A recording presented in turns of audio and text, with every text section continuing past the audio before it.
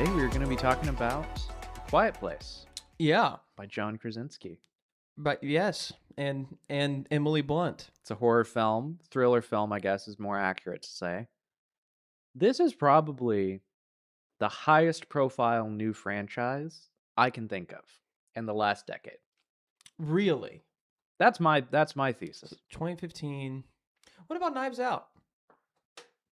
It's true. See, I When was- only remember the hype Dang, around the when first was film. the first Knives Out? It was like 20. It may have been 2016, I think so. It was around there.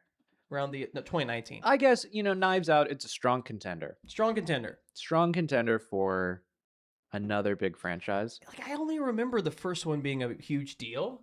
Knives Out or Quiet Place? Quiet Place. Okay. And I just maybe I wasn't remember it as being around. massive. Really? I knew people who hated horror movies and hated thriller movies who were like, "Oh, I love John Krasinski from The Office. I have to go see this." Yeah. It's a good example, I think, of like movie stars in the modern era. Like we don't go see movies because they have actors in them. Not anymore. Right. But a lot of people supported this project because it had John Krasinski in it. Yeah. I think The Office, it's one of the few modern pop culture phenomenons that really mobilizes people. They like the actors. They like the characters. I think people showed up for John Krasinski. If this was like Matt Damon, nobody cares. Nobody. Nobody cares. Nobody. Actually, it's negative amounts of caring. That's true. Yeah. Yeah. It's like, oh yeah, he's And then if you another throw one. him and Ben Affleck together, dude, it's like, what are we doing, bro? I think A Quiet Place, it's a new franchise. We need more new franchises. Yeah. I cannot survive just endless sequels and reboots Nope. forever. We need more Star Wars movies. No. We need more. No. We need more. Is that we have the too last three were many so good. Star Wars movies. we need more. The movie about Rey is gonna rock my world. Right. Yeah, dude. we're one Star Wars movie away from them being good again. Yes. Make Star Wars great again. Make it great again. Okay. Disney's doing it. Disney's doing it. No one's talking about it, but Disney's doing it. Anyway. Okay. We're moving on. No, let's take it there. You want to Quiet take a Place. Quiet Place. It's a really good film. I think it does capture a lot of the era in it. I guess it's a very modern thriller, I guess. I think it's interesting looking back on it after the pandemic. You can kind of read it as an analogy for kind of the social isolation that you experience in those moments. Just the isolation from normal life, from a wider community, intense caution, intense awareness of your environment. You have to take additional precautions you don't normally have to take. It changes your day-to-day life, your family planning, your job, all of that's transformed.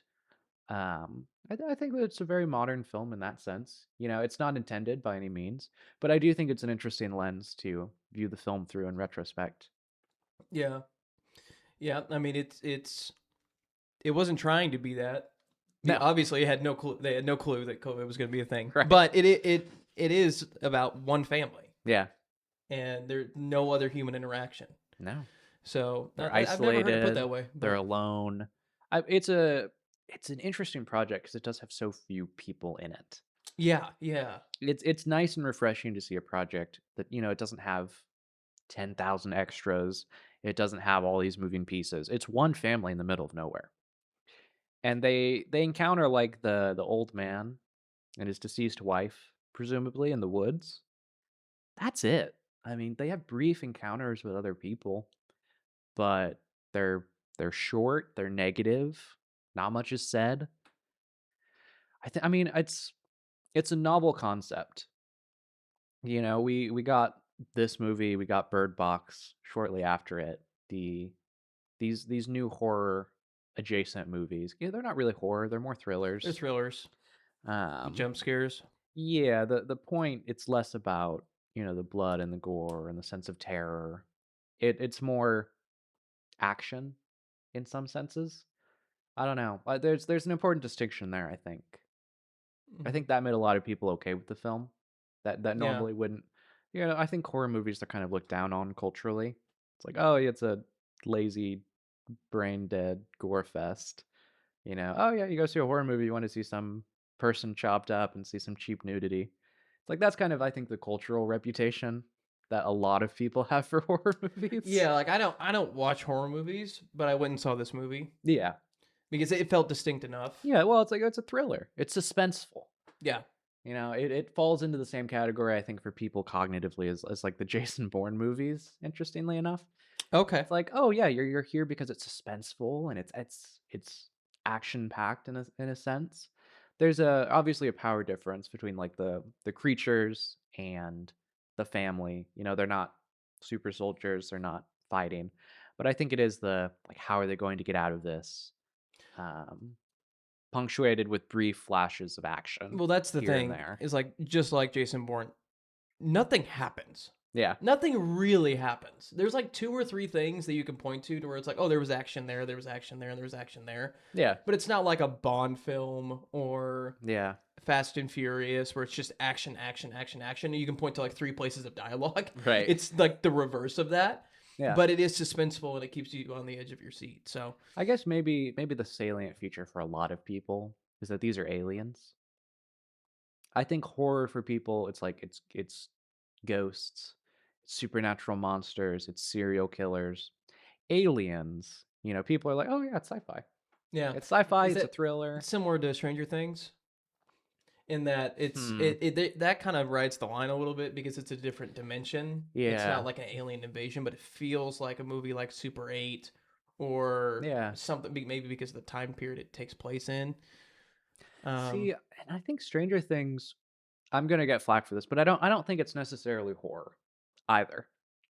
I think it started off that way. it's like thriller mystery. I think it's drifted from that initial premise intensely.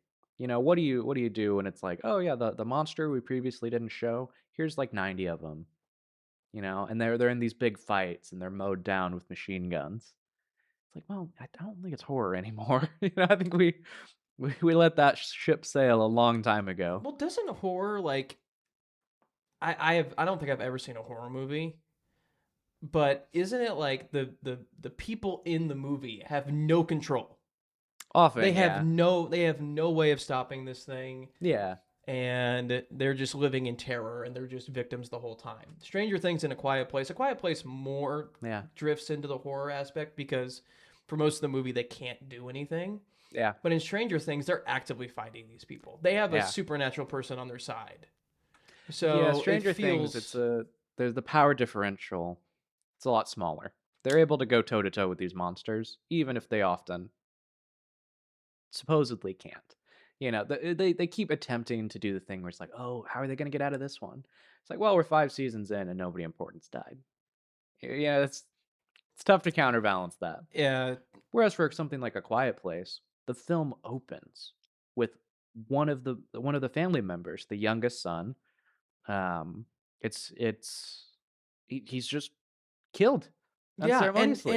and It's brutal. there's the other layer that it's his sister's fault, Yeah, kind of, in a lot of in ways. a lot of ways. She gives him the toy without the batteries, but Yeah. he finds batteries and it causes him It's to brutal die. too. He's a young kid. He's just playing around. He's just doing what a kid would do. You expect a kid to be quiet all the time. Yeah, for months and months and You months. let him walk in the back of the line away from everybody else. Yeah, Yeah, that was mistake number that was one. a mistake. That was a mistake. The opening of this film, it's so effective. So effective. You see them wandering around. You see them dead quiet. There's not music. There's not background actors, and it builds up to his youngest son being killed. Brutal. You instantly know, like, oh, there's stakes. This is what we're in for. Oh, it's a thriller movie where characters will die, and the premise is that you cannot make any noise. How does a family survive that? Hmm. Yeah, It's really well done. It's a good opening that encapsulates the premise of the film and the thesis of the film in a lot of interesting ways. Um, it's very rare that you get a project that kind of is able to pull that off. yeah. Yeah, and then they have to mourn quietly. They have to just kind of keep going, moving forward and stuff. Yeah. It's very effective. And the contrast between the aliens who they can triangulate where people are based on sound, and Yeah. then their daughter who's deaf, and the way that they interplay on that's really interesting too. Like the movie is all based on sound or lack thereof, Yeah. and like trying to figure out how to teach their like you have to teach their daughter who doesn't interface with the world via sound, like how to be quiet and Hmm. how to know when you're making noise and when you're not making noise, Yeah. and like having a whole family to deal with it.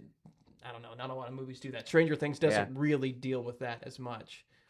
Yeah. They're in A Quiet Place.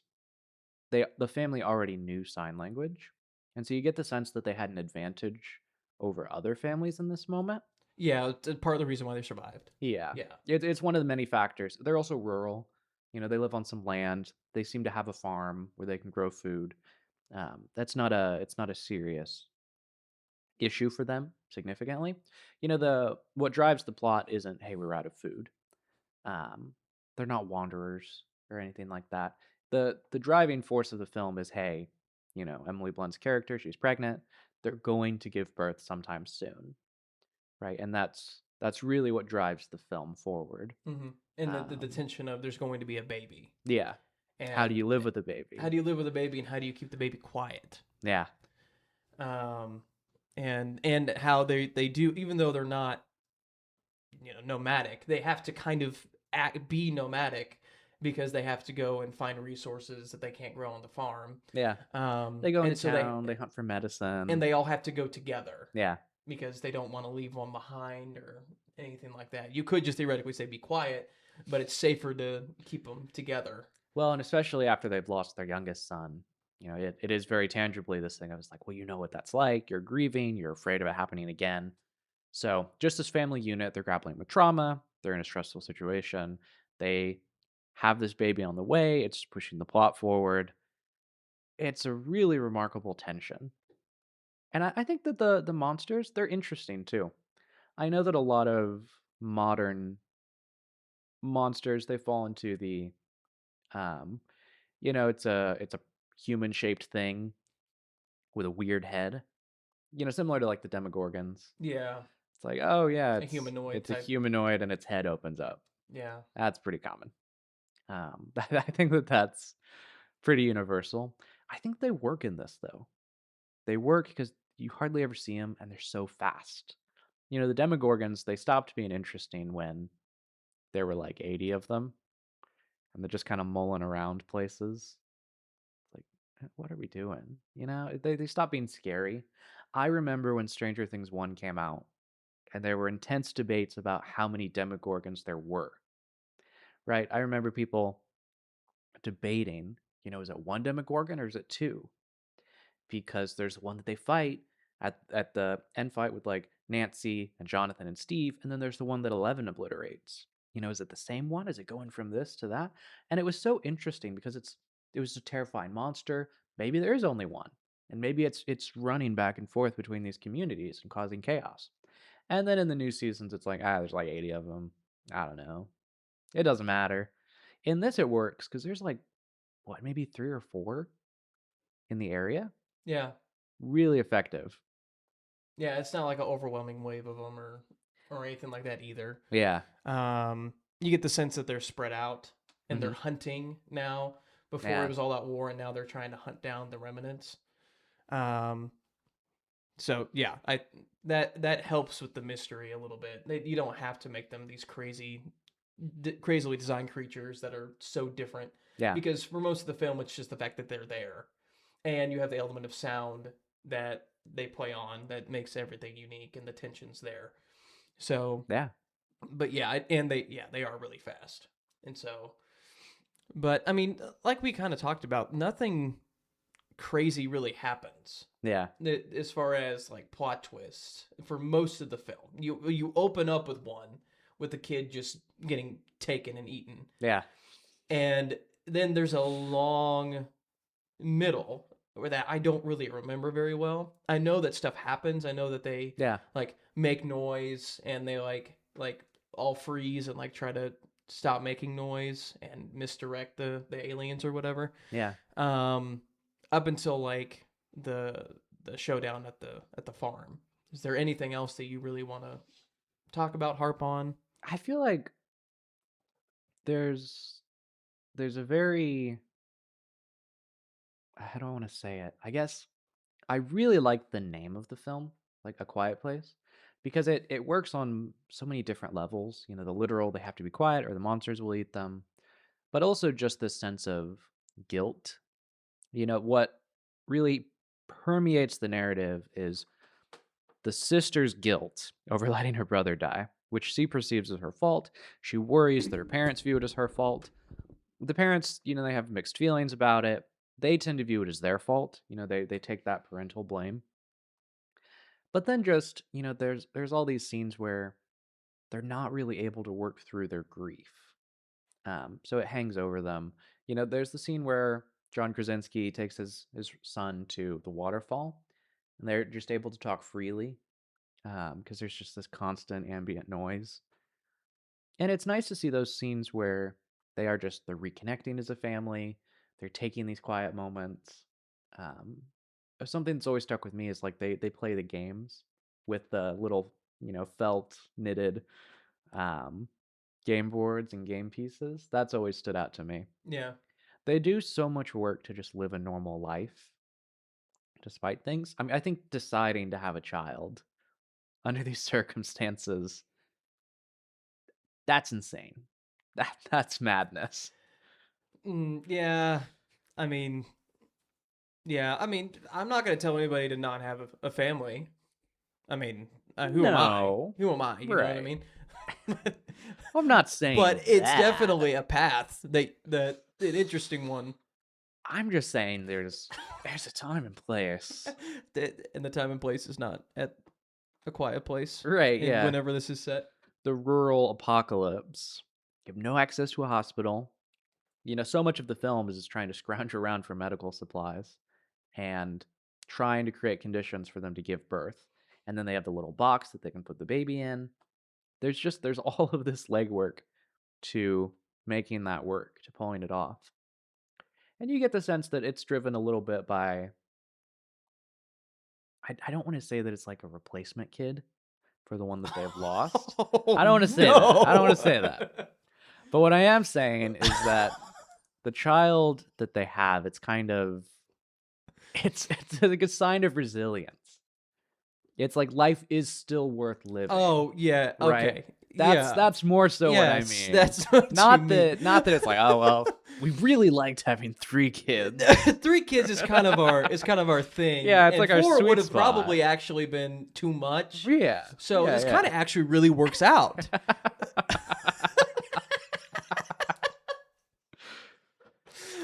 It just there's No, this it's sense the of like, rebellion. It's we've yes. seen it in other movies we've talked about where it's like no matter what you do to us, Yeah. we're gonna continue to live our lives, Yeah. even though we don't know if this was planned or not.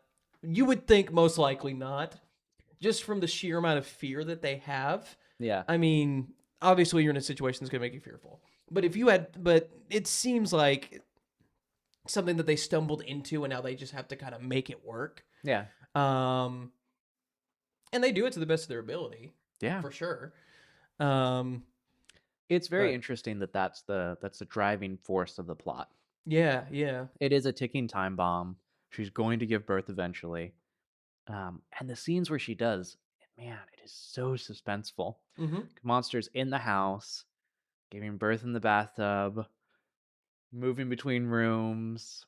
It is brutal. Intent, It is an yes. intense It sequence. works. It works extremely well for tension, suspense, Yeah. and it naturally drives the plot forward and doesn't feel forced Yeah. because it just things get set in motion and they just have to deal with it. Yeah. So, and for the most of the movie, basically the entire movie, they are victims up until like the last second. Whenever you see them you see Hmm. the mom and her daughter like make a decision Yeah. in their head that like we're gonna fight back, and you don't even see it happen. So, yeah, I think it Hmm. works really well. I do the film for me, it feels like a long meditation on, a couple of things, family, grief, guilt, and just what makes life worth living. I think one element of the film that I think is important thematically is when it's John Krasinski and his son. They're in the woods and they come across this woman and she's dead. She's been mauled by one of the creatures, and you see someone who's presumably her husband, her elderly husband, and he's really beat up about it, and he just screams. He screams, and John Krasinski panics. He grabs his son and he runs as fast as he can, and you see a monster run in and like leap through the air and kill this guy. Ends the noise, and then the forest goes quiet. But I think it's important thematically because it's this life for that man wasn't worth living without his spouse.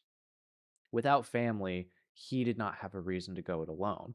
And so he commits suicide in this moment of despair. John Krasinski does that at the end of the film, but he does it to save his family. So rather than, a suicide of despair, it's a sacrifice done to keep his family alive. And that's kind of the moment when the arc with his daughter comes full circle. And he's like, hey, I don't blame you for what happened to your brother. It's not your fault. So it just the guilt that's hung over the family, um, these themes of parenthood, and, it's family. He gives of himself sacrificially. He sacrifices himself so that his kids can live. He chose to, he and his wife chose to have another child, um, to see that through. They don't have any real attempts to, prevent the child from being born or to abandon that. They commit, and it's just this very impactful thesis of life is worth living because of the people in it, especially your family. Um, and what matters above all is keeping that family unit well. Um, there at no point do they just tear each other apart. There's no gigantic argument of like, hey, you killed your brother. Yeah, right. There's nothing like that. It's just this constant like we're in this together. It's just two good people being selfless parents Yeah. and trying to do the best with what they have. Yeah. And I think it works really well because you get the Oh sense they yeah. don't deserve any of this, and they're just making do. Yeah. So, yeah, I think it's I don't mean this poorly. It's a simple film. yeah, yeah. Um, It's straightforward. yeah. It's there's underlying messages, but there's no the twists are character deaths, but you don't get any real revelations about the aliens, the world, anything like that. All of that's Yeah. laid out at the beginning. Yeah. And the plot starts and it just kind of rolls on its own up until the very end, and then that's when the Mm. characters decide to start taking initiative and fighting back. Yeah. So, and I haven't seen the second one or You haven't the seen the prequel. second one? I haven't seen the second Dear one. gosh. I Do we haven't. watch films on the film podcast? No, well, I've seen this one. The next one we do is going to be the first one I haven't seen. Okay. But this one I have seen a quite. You didn't watch the other two Avatar movies. That's right. I haven't seen them. Well, I So- haven't seen the Hunger Games. And we're only talking about Look, I'm included in this. no, yeah, but But you watched the Hunger Games before we. But talked well, about yeah, them. yeah, yeah. Before we talk about it, but not And we're until only talking about the first one. it's true. So It's a good film. It's. I mean, it kicked off a franchise. Seems to be doing well. I Yeah. think A Quiet Place doing well. It's good for the movie industry. because you It's do good for need creativity. original IP. Yes. You need new franchises, or else it's gonna be the same recycled garbage. It's nice to get stuff like A Quiet Place and Knives Out. Those are the two highest profile new franchises I can Trying think to of. some other ones. And at this point, they're both like a decade old. Right. Which is concerning. Yeah, but we'll get more. We will. We'll get more, I'm sure. I don't know what or when. but it will happen. Probably after Netflix concludes the buying of Warner Brothers, because that's gonna help. Consolidating even further is what's gonna really help creativity, and Right. indie films and all that stuff. Yeah, that's gonna be great. It's gonna be awesome. With that in mind, thank you for watching. Like and subscribe if you want to see more. Leave a comment on a film or TV show or book or video game, literally any piece of media Yeah. that you'd like us to talk about. And we'll see you next time.